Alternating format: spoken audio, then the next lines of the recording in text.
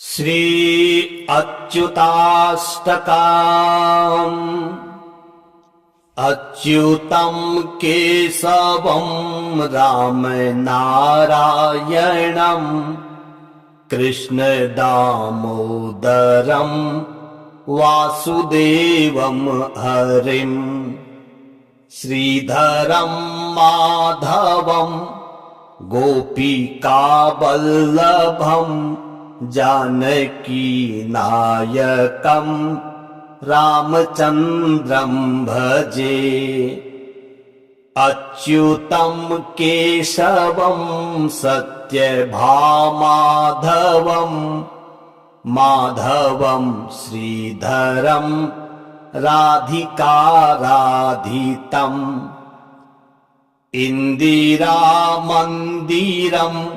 चेतसा सुन्दरं देवकी नन्दनं नन्दजं सन्दधे।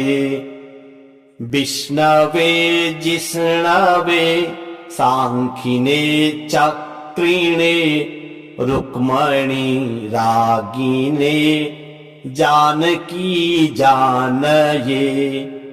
वल्लवी वल्लभायार्चितायात्मने कंस विध्वंसिने वंशिने ते नमः। कृष्ण गोविन्द हे राम नारायण श्रीपते वासुदेवा जित श्रीनिधे। अच्युतानन्त हे माधवाधोक्षज द्वारकानायक द्रौपदी रक्षक। राक्षसक्षोभितः सीतया शोभितो दण्डकारण्यभो पुण्यताकारणः। लक्ष्मणेनान्वितो वानरो सेवितो गस्तसम्पूजितो राघव पातु माम्। धेनुकारिष्टकानिष्टकृद्वेषिः केशिहा कंस हृद्वंसिकावादकः पूतना कोपकः सूरजाखेलनो बालगोपालकः पातु मां सर्वदा। विद्युदुद्योतव्रत् प्रस्फुरद्वाससं प्रावृडम्भोदवत् प्रोलसद्विग्रहम्। वन्यया मालया शोभितो रहस्थलं लोहिताङ्घ्रिद्वयं वारिजाक्षं भजे। कुञ्चितैः कुन्तलैर्भ्राजमानाननं रत्नमौलिं लसत् कुण्डलं गण्डयोः। हारकेयूरकं कङ्कणप्रोज्ज्वलं किङ्किणी मञ्जुलं श्यामलम्। अच्युतस्याष्टकं यः पठेदिष्टदं प्रेमतः प्रत्यहं पुरुषः सस्पृहम्। वृत्ततः सुन्दरं कर्तृविश्वम्भरस् तस्य वश्यो हरिर्जायते सत्वरम्। अच्युतं केशवं राम नारायणं कृष्ण दामोदरं वासुदेवं हरिं श्रीधरं माधवं गोपिकावल्लभं जानकीनायकं रामचन्द्रं भजे। अच्युतं केशवं सत्यभामाधवं माधवं श्रीधरं राधिकाराधितम्। इन्दिरामन्दिरं चेतसा सुन्दरं देवकीनन्दनं नन्दजं सन्दधे। विष्णवे जिष्णवे साङ्खिने चक्रिणे रुक्मणी रागिने जानकी जानये। वल्लवी वल्लभायार्चितायात्मने कंस विध्वंसिने वंशिने ते नमः। कृष्ण गोविन्द हे राम नारायण श्रीपते वासुदेवा जित श्रीनिधे। अच्युतानन्त हे माधवाधोक्षज द्वारकानायक द्रौपदी रक्षक। राक्षसक्षोभितः सीतया शोभितो दण्डकारण्यभो पुण्यताकारणः। लक्ष्मणेनान्वितो वानरौ सेवितो गस्तसम्पूजितो राघव पातु माम्। धेनुकारिष्टकानिष्टकृद्वेषिः केशिः कंसहृद्वंशिकावादकः।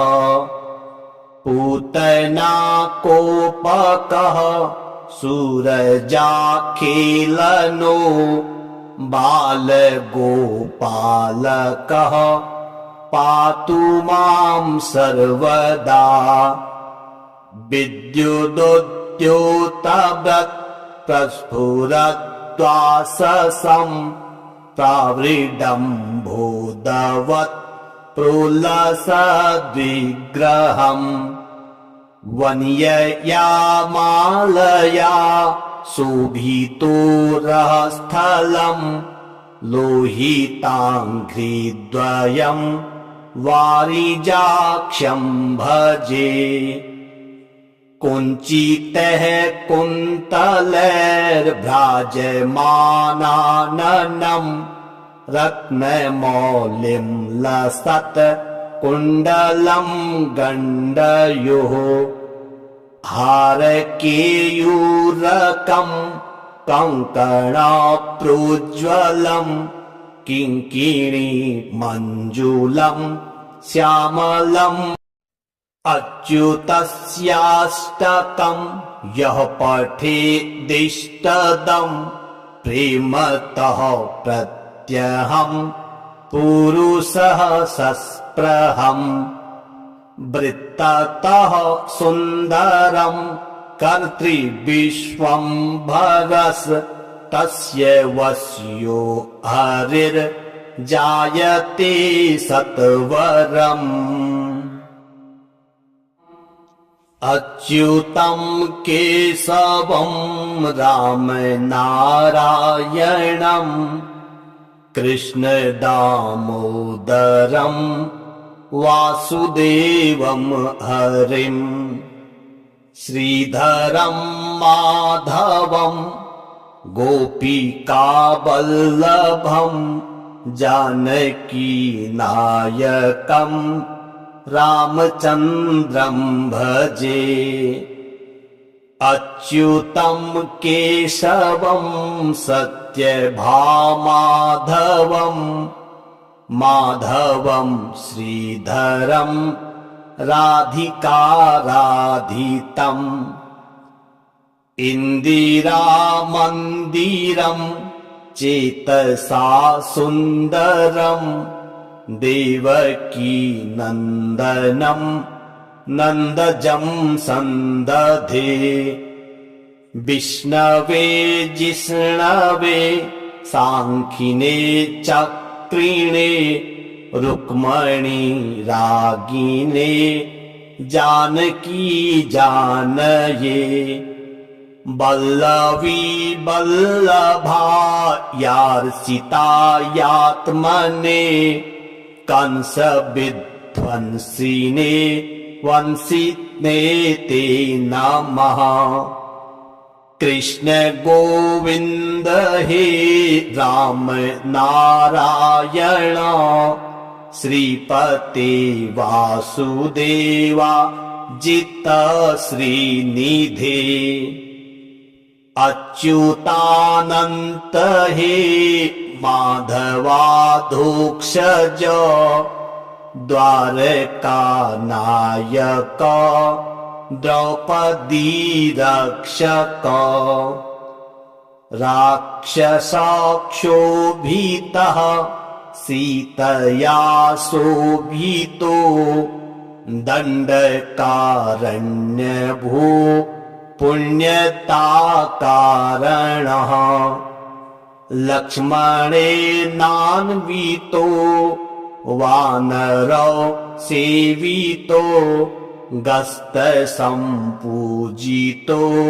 राघव पातु माम् धेनुकारिष्टकानिष्टकृद्वेषिः केशिहा कंसहृद्वंशिकावादकः पूतना कोपकः सूरजाखेलनो बालगोपालकः पातु मां सर्वदा विद्युदुद्योतव्रत् प्रस्फुरद्वाससं प्रावृडम्भोदवत् प्रोलसद्विग्रहम्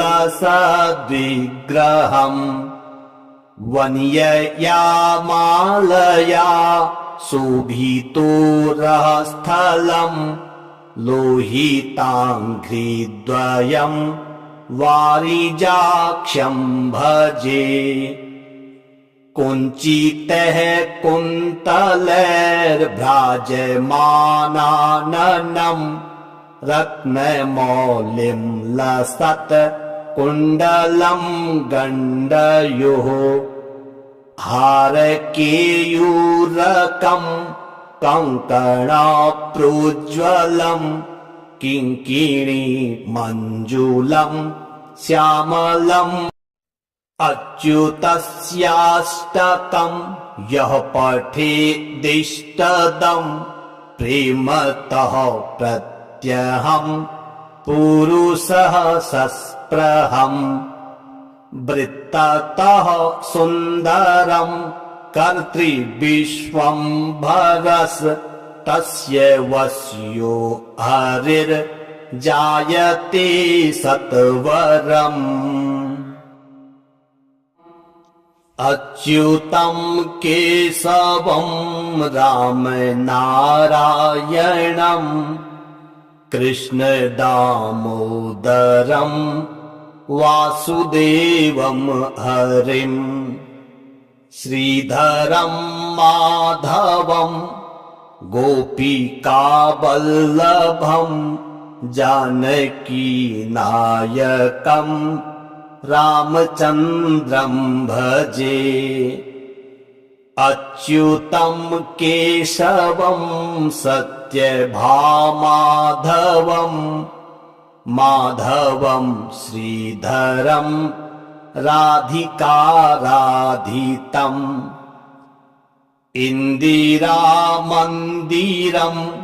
चेतसा सुन्दरं देवकी नन्दनं नन्दजं सन्दधे विष्णवे जिष्णवे सांख्यिने चक्रिणे रुक्मणी रागिने जानकी जानये वल्लवी वल्लभायार्चितायात्मने कंस विध्वंसिने वंशिने ते नमः कृष्ण गोविंद हे राम नारायण श्रीपते वासुदेवा जित श्रीनिधे अच्युतानंत हे माधवाधोक्षज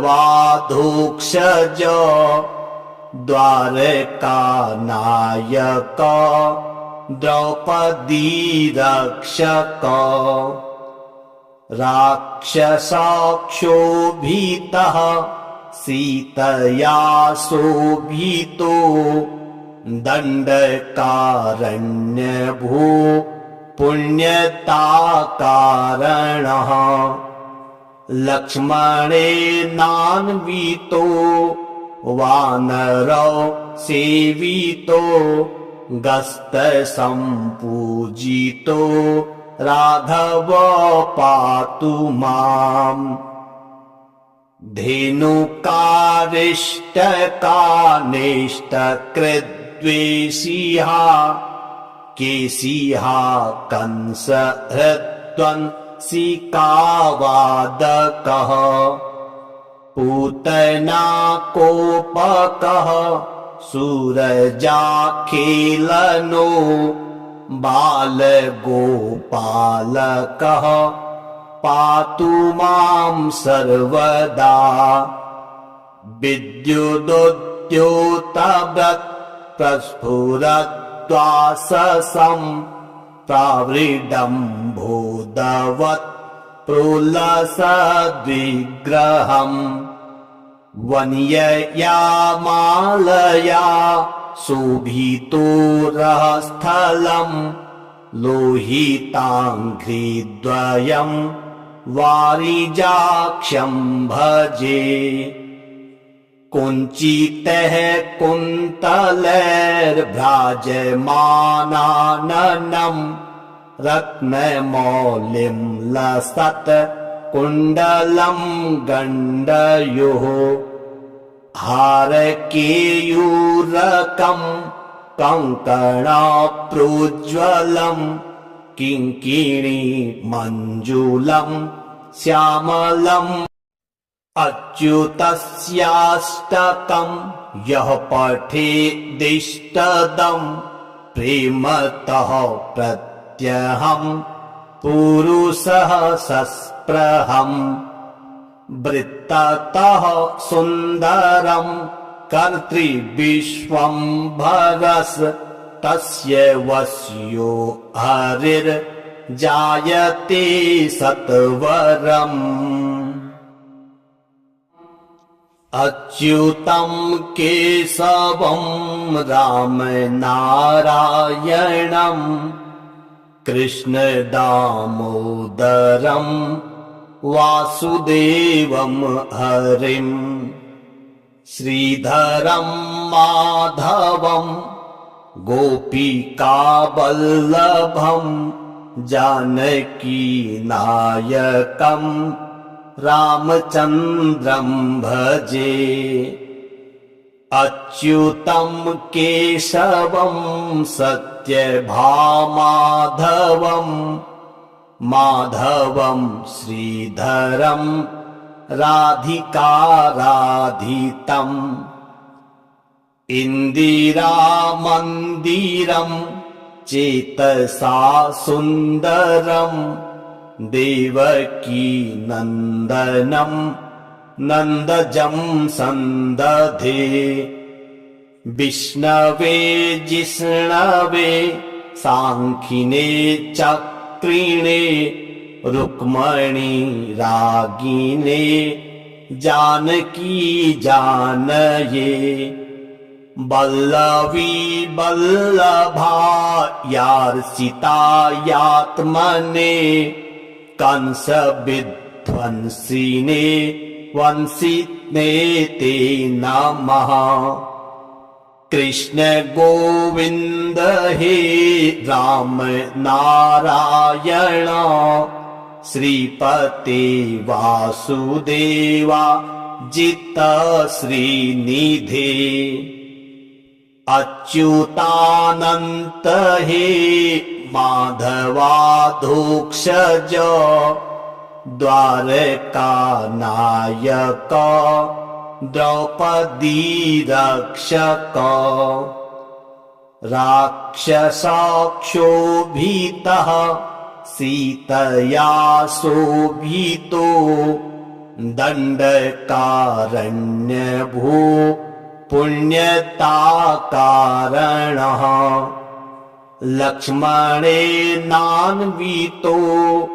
वानरौ सेवितो गस्तसम्पूजितो राघव पातु माम्। धेनुकारिष्टकानिष्टकृद्वेषिहा केशिहा कंसहृद्वंशिकावादकः पूतना कोपकः सूरजाखेलनो बालगोपालकः पातु मां सर्वदा। विद्युदुद्योतव्रत् प्रस्फुरद्वाससं प्रावृडम्भोदवत् प्रोलसद्विग्रहम् वन्यया मालया शोभितोरस्थलम्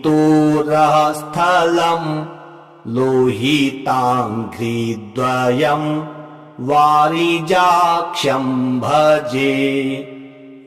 कुञ्चितैः कुन्तलैर्भ्राजमानाननम् रत्नमौलिं लसत् कुण्डलं गण्डयोः हारकेयूरकं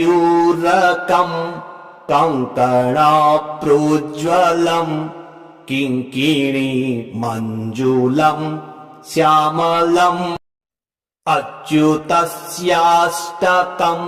यः पठेदिष्टदं प्रेमतः प्रत्यहं पुरुषः सस्पृहम् वृत्ततः सुन्दरं कर्तृविश्वम्भरस् तस्य वश्यो हरिर्जायते सत्वरम्। अच्युतं केशवं रामनारायणं कृष्ण दामोदरं वासुदेवं हरिं श्रीधरं माधवं गोपिकावल्लभं जानकीनायकं रामचन्द्रं भजे। अच्युतं केशवं सत्यभामाधवं माधवं श्रीधरं राधिकाराधितम् इन्दिरामन्दिरं चेतसा सुन्दरं देवकी नन्दनं नन्दजं सन्दधे। विष्णवे जिष्णवे सांख्यिने चक्रिणे रुक्मणी रागिने जानकी जानये वल्लवी वल्लभायार्चितायात्मने कंस विध्वंसिने वंशिने ते नमः। कृष्ण गोविंद हे राम नारायण श्रीपते वासुदेवा जित श्रीनिधे अच्युतानंत हे माधवाधोक्षज द्वारका नायक द्रौपदी रक्षक राक्षसक्षोभितः सीतया शोभितो दण्डकारण्यभू पुण्यताकारणः लक्ष्मणेनान्वितो वानरौ सेवितो गस्तसम्पूजितो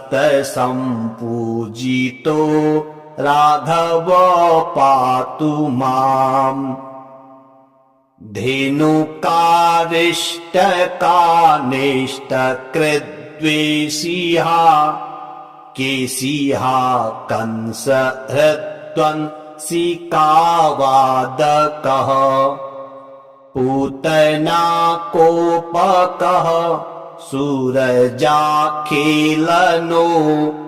बालगोपालकः पातु मां सर्वदा विद्युदुद्योतव्रत् प्रस्फुरद्वाससं प्रावृडम्भोदवत् प्रोलसद्विग्रहम् वन्यया मालया शोभितोरस्थलम् लोहिताङ्घ्रिद्वयम् वारिजाक्षं भजे कुञ्चितैः कुन्तलैर्भ्राजमानाननं रत्नमौलिं लसत् कुण्डलं गण्डयोः हारकेयूरकं कङ्कणप्रोज्ज्वलं किङ्किणी मञ्जुलं श्यामलम् अच्युतस्याष्टकं यः पठेदिष्टदं प्रेमतः प्रत्यहं पुरुषः सस्पृहम् वृत्ततः सुन्दरं कर्तृविश्वम्भरस् तस्य वश्यो हरिर्जायते सत्वरम् अच्युतं केशवं राम नारायणं कृष्ण दामोदरं वासुदेवं हरिं श्रीधरं माधवं गोपिकावल्लभं जानकीनायकं रामचन्द्रं भजे अच्युतं केशवं सत्यभामाधवं माधवं श्रीधरं राधिकाराधितम् इन्दिरामन्दिरं चेतसा सुन्दरं देवकी नन्दनं नन्दजं सन्दधे विष्णवे जिष्णवे सांखिने चक्रिणे रुक्मणी रागिने जानकी जानये वल्लवी वल्लभायार्चितायात्मने कंस विध्वंसिने वंसिने ते नमः कृष्ण गोविंद हे राम नारायण श्रीपते वासुदेवा जित श्रीनिधे अच्युतानंत हे माधवाधोक्षज द्वारकानायक द्रौपदी रक्षक राक्षसाक्षोभितः सीतया शोभितो दण्डकारण्यभू पुण्यताकारणः लक्ष्मणेनान्वितो वानरौ सेवितो गस्तसम्पूजितो राघव पातु माम् धेनुकारिष्टकानिष्टकृद्वेषिहा केशिहा कंसहृद्वंसिकावादकः पूतना कोपकः सूरजाखेलनो बालगोपालकः पातु मां सर्वदा विद्युदुद्योतव्रत् प्रस्फुरद्वाससं प्रावृडम्भोदवत् प्रोलसद्विग्रहम् वन्यया मालया शोभितो रहस्थलम् लोहिताङ्घ्रिद्वयम् वारिजाक्षं भजे कुञ्चितैः कुन्तलैर्भ्राजमानाननम् रत्नमौलिं लसत् कुण्डलं गण्डयोः हारकेयूरकं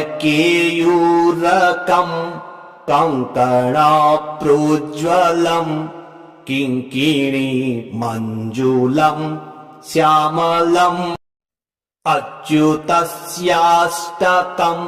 यः पठेदिष्टदं प्रेमतः प्रत्यहं पुरुषः सस्पृहम् वृत्ततः सुन्दरं कर्तृविश्वम्भरस् तस्य वश्यो हरिर्जायते सत्वरम् अच्युतं केशवं रामनारायणं कृष्णदामोदरं वासुदेवं हरिं श्रीधरं माधवं गोपिकावल्लभं जानकीनायकं रामचन्द्रं भजे अच्युतं केशवं सत्यभामाधवं माधवं श्रीधरं राधिकाराधितम् इन्दिरामन्दिरं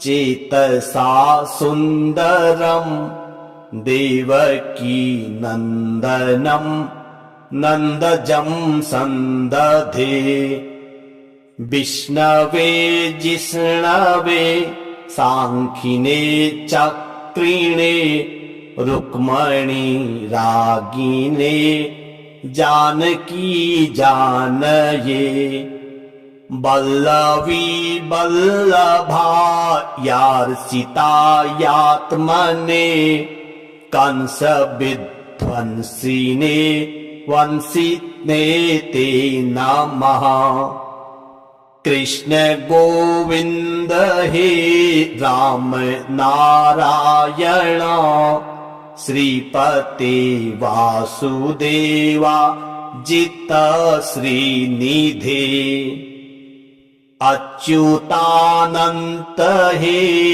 माधवाधोक्षज द्वारकानायक द्रौपदी रक्षक राक्षसाक्षोभितः सीतया शोभितो दण्डकारण्यभू पुण्यताकारणः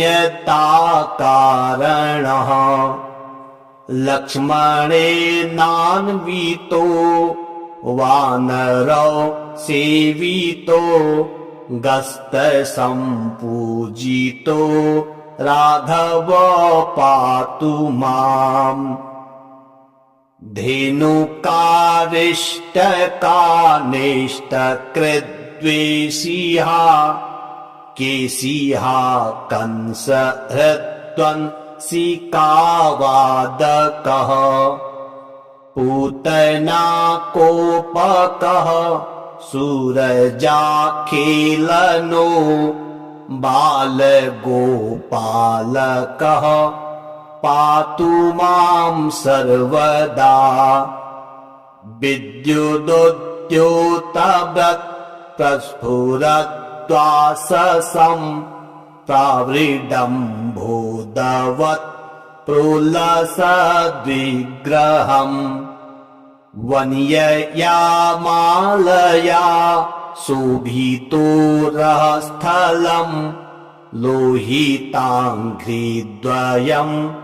वारिजाक्षं भजे कुञ्चितैः कुन्तलैर्भ्राजमानाननम् रत्नमौलिं लसत् कुण्डलं गण्डयोः हारकेयूरकं कङ्कणप्रोज्ज्वलम् किङ्किणी मञ्जुलं श्यामलम् अच्युतस्याष्टकं यः पठेदिष्टदं प्रेमतः प्रत्यहं पुरुषः सस्पृहम् वृत्ततः सुन्दरं कर्तृविश्वम्भरस् तस्य वश्यो हरिर्जायते सत्वरम् अच्युतं केशवं रामनारायणं कृष्णदामोदरं वासुदेवं हरिं श्रीधरं माधवं गोपिकावल्लभं जानकीनायकं रामचन्द्रं भजे अच्युतं केशवं सत्यभामाधवं माधवं श्रीधरं राधिकाराधितम् इन्दिरामन्दिरं चेतसा सुन्दरं देवकीनन्दनं नन्दजं सन्दधे विष्णवे जिष्णवे साङ्खिने चक्रिणे रुक्मणी रागिने जानकी जानये वल्लवी वल्लभायार्चितायात्मने कंसविध्वंसिने वंसिने ते नमः कृष्ण गोविन्द हे राम नारायण श्रीपते वासुदेवा जित श्रीनिधे अच्युतानन्त हे माधवाधोक्षज द्वारकानायक द्रौपदी रक्षक राक्षसक्षोभितः सीतया शोभितो दण्डकारण्यभू पुण्यताकारणः लक्ष्मणेनान्वितो वानरो सेवितो गस्तसम्पूजितो राघव पातु माम्। धेनुकारिष्टकानिष्टकृद्वेषिः केशिः कंसहृद्वंशिकावादकः पूतना कोपकः सूरजाखेलनो बालगोपालकः पातु मां सर्वदा। विद्युदुद्योतव्रत् प्रस्फुरद्वाससं प्रावृडम्भोदवत् प्रोलसद्विग्रहम् वन्यया मालया शोभितोरस्थलम् लोहिताङ्घ्रिद्वयम् वारिजाक्षं भजे। कुञ्चितैः कुन्तलैर्भ्राजमानाननम् रत्नमौलिं लसत् कुण्डलं गण्डयोः हारकेयूरकम् कङ्कणप्रोज्ज्वलम् किङ्किणी मञ्जुलम् श्यामलम् अच्युतस्याष्टकम् यः पठेदिष्टदम् प्रेमतः प्रत्यहम् पुरुषः सस्पृहम् वृत्ततः सुन्दरम् कर्तृविश्वम्भरस् तस्य वश्यो हरिर्जायते सत्वरम्। अच्युतं केशवं रामनारायणं कृष्णदामोदरं वासुदेवं हरिं श्रीधरं माधवं गोपिकावल्लभं जानकीनायकं रामचन्द्रं भजे। अच्युतं केशवं सत्यभामाधवं माधवं श्रीधरं राधिकाराधितम् इन्दिरामन्दिरं चेतसा सुन्दरं देवकी नन्दनं नन्दजं सन्दधे। विष्णवे जिष्णवे सांखिने चक्रिणे रुक्मणी रागिने जानकी जानये। वल्लवी वल्लभायार्चितायात्मने कंसविध्वंसिने वंशिने ते नमः। कृष्ण गोविन्द हे राम नारायण श्रीपते वासुदेवा जित श्रीनिधे। अच्युतानन्त हे माधवाधोक्षज द्वारकानायक द्रौपदी रक्षक। राक्षसक्षोभितः सीतया शोभितो दण्डकारण्यभू पुण्यताकारणः। लक्ष्मणेनान्वितो वानरौ सेवितो गस्तसम्पूजितो राघव पातु माम्। धेनुकारिष्टकानिष्टकृद्वेषिः केशिः कंसहृद्वंशिकावादकः पूतना कोपकः सूरजाखेलनो बालगोपालकः पातु मां सर्वदा विद्युदुद्योतव्रत् प्रस्फुरद्वाससं प्रावृडम्भोदवत् प्रोलसद्विग्रहम् वन्यया मालया शोभितोरस्थलम् लोहिताङ्घ्रिद्वयम् वारिजाक्षं भजे कुञ्चितैः कुन्तलैर्भ्राजमानाननं रत्नमौलिं लसत् कुण्डलं गण्डयोः हारकेयूरकं कङ्कणप्रोज्ज्वलं किङ्किणी मञ्जुलं श्यामलम् अच्युतस्याष्टकं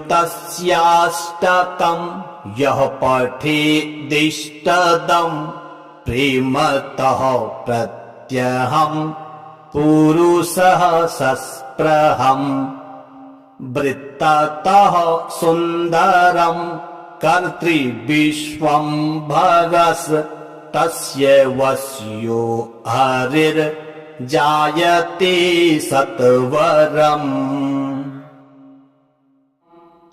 अच्युतं केशवं रामनारायणं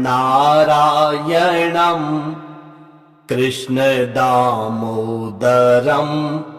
वासुदेवं हरिं श्रीधरं माधवं गोपिकावल्लभं जानकीनायकं रामचन्द्रं भजे अच्युतं केशवं सत्यभामाधवं माधवं श्रीधरं राधिकाराधितम् इन्दिरामन्दिरं चेतसा सुन्दरं देवकी नन्दनं नन्दजं सन्दधे विष्णवे जिष्णवे साङ्खिने चक्रिणे रुक्मणी रागिने जानकी जानये वल्लवी वल्लभायार्चितायात्मने कंस विध्वंसिने वंशिने ते नमः कृष्ण गोविन्द हे राम नारायण श्रीपते वासुदेवा जित श्रीनिधे अच्युतानन्त हे माधवाधोक्षज द्वारकानायक द्रौपदी रक्षक राक्षसक्षोभितः सीतया शोभितो दण्डकारण्यभो पुण्यताकारणः लक्ष्मणेनान्वितो वानरौ सेवितो गस्तसम्पूजितो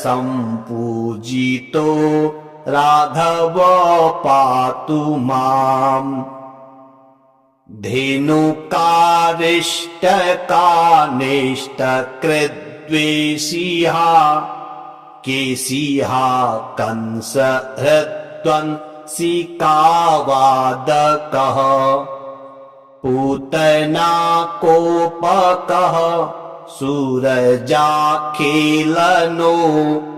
बालगोपालकः पातु मां सर्वदा विद्युदुद्योतव्रत् प्रस्फुरत् प्रद्वाससं प्रावृडम्भोदवत् प्रोलसद्विग्रहम् वन्यया मालया शोभितोरस्थलम् लोहिताङ्घ्रिद्वयम् वारिजाक्षं भजे कुञ्चितैः कुन्तलैर्भ्राजमानाननम् रत्नमौलिं लसत् कुण्डलं गण्डयोः हारकेयूरकं कङ्कणप्रोज्ज्वलं किङ्किणी मञ्जुलं श्यामलम् अच्युतस्याष्टकं यः पठेदिष्टदं प्रेमतः प्रत्यहं पुरुषः सस्पृहम् वृत्ततः सुन्दरं कर्तृविश्वम्भरस् तस्य वश्यो हरिर्जायते सत्वरम्।